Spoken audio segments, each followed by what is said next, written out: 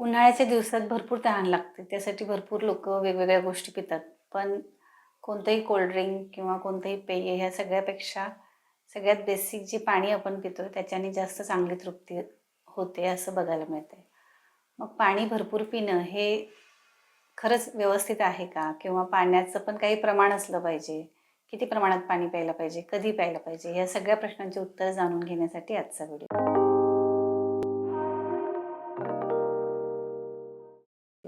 नमस्कार, मी वैद्य स्वाती यादव कल्याणी आयुर्वेद पुणे या चॅनलमध्ये आपलं स्वागत करते. भरपूर ठिकाणी असा प्रचार प्रसार करण्यात येतोय की तहान नाही लागली तरी पण तुम्ही 5 लिटर पाणी दिवसभरात प्यायलाच पाहिजे. त्यासाठी तुम्ही टेबलवरती एक बॉटल ठेवा आणि स्वतःला आठवण करून थोड्या थोड्या वेळाने वारंवार पाणी पित राहा. पण हे आयुर्वेदाच्या दृष्टीने पूर्णपणे चुकीचं आहे.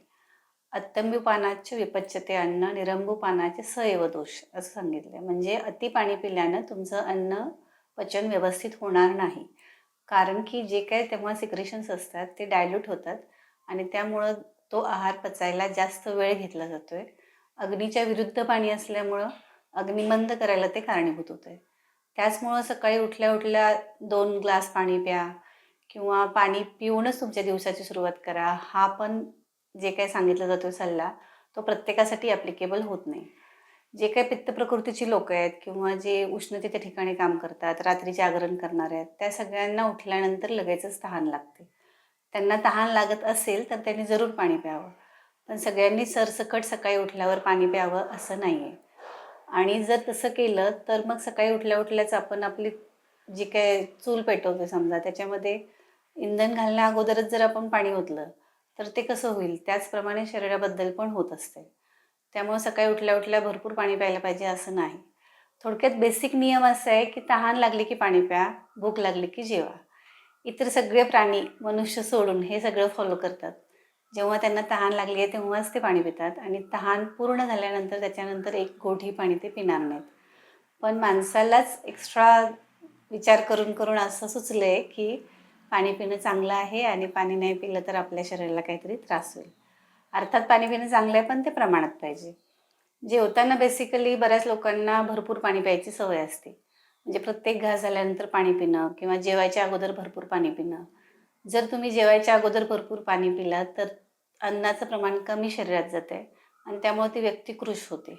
सिमिलरली जर जेवल्यानंतर भरपूर पाणी पिलं तर भरपूर कफ तयार व्हायला कारणीभूत होते आणि ते अगदी विषासमान सांगितलं आहे. म्हणजे सामता जी काही शरीरात असेल ते हळूहळू थोडं थोडं विष डिपॉझिट झाल्यासारखं होतं आणि वेगवेगळे आजार त्याच्यामुळे होतात. जसं की डायबिटीज, वेगवेगळे त्वचाविकार ह्या सगळ्याला कारणीभूत भरपूर पाणी पिणं हे असू शकते. म्हणजे शरीरावर सूज येणं तेव्हा ते पाणी एक्स्ट्राचं जे आपण पिलेलं असते ते सुद्धा शरीराला पचवायला लागते. म्हणजे बऱ्याचदा आपण असं ऐकतो की तो व्यक्ती इतका आजारी पडला की त्याला पाणीसुद्धा पचेना झालं आहे. म्हणजे जे पाणी आपण पितोय त्याच्यावरती शरीराचं अग्नीचं काम होऊन मगच ते आपल्या शरीराला योग्य अशा प्रमाणात स्वरूपात बनवलं जाते. त्यामुळं पाणी हे पचवायला लागते. प्रमाणात पिलं तर ते व्यवस्थित पचणार. ह्याला एक्सेप्शन असं आहे की जेव्हा तुम्ही भरपूर कष्टाचं काही काम केलं आहे, उन्हात फिरून आलं आहे, उन्हाळ्याचे दिवस आहेत आणि तुम्ही अग्नीच्या ठिकाणी कुठं काम करताय तर तेव्हा तुम्हाला तहान लागणं हे ऑब्वियस आहे आणि तेव्हा तुम्ही ते भरपूर प्यायला पाहिजे. आणि जेव्हा पाणी नाही पिणार अशा वेळी तेव्हा तृष्णा नावाचा आजार होणार. म्हणजे तृष्णा आजारात काय होत असते की तहान लागली पण पाणी पिलं तरी समाधान होत नाही. वारंवार तहान लागतच राहते. मग अशा वेळी भरपूर दोष साठणं शरीरात हे पण कारणीभूत असते. त्याची ट्रीटमेंट म्हणून मग शरीरशुद्धी सांगितलं आहे की जे काय पित्त एक्स्ट्राचा आम साठला असेल त्या सगळ्यासाठी त्याच्यावरती ट्रीटमेंट पहिले करून मग तृष्णाशामक वेगवेगळे कॉम्बिनेशन्स ग्रंथात सांगितलेत. जसं की वेगवेगळ्या फळांचा रस, परत साळीच्या लाह्याचं पाणी त्याचसोबत साखर घालून किंवा वेगवेगळी तर्पणं, मनुक्याचं पाणी, षडंगोदकसारखी औषधं त्याच्यामध्ये तुम्ही जे काही पाणी प्याल त्याच्यामध्ये औषध घालून ते उकळून औषधी सिद्ध पाणी प्यायला सांगितले. चंदन, वाळा, पित्तपापडा अशा गोष्टी त्याच्यामध्ये असतात आणि ते तुमचं जे काय सामत आहे ते पचन चांगलं करून तृष्णा कमी करायला मदत करतात.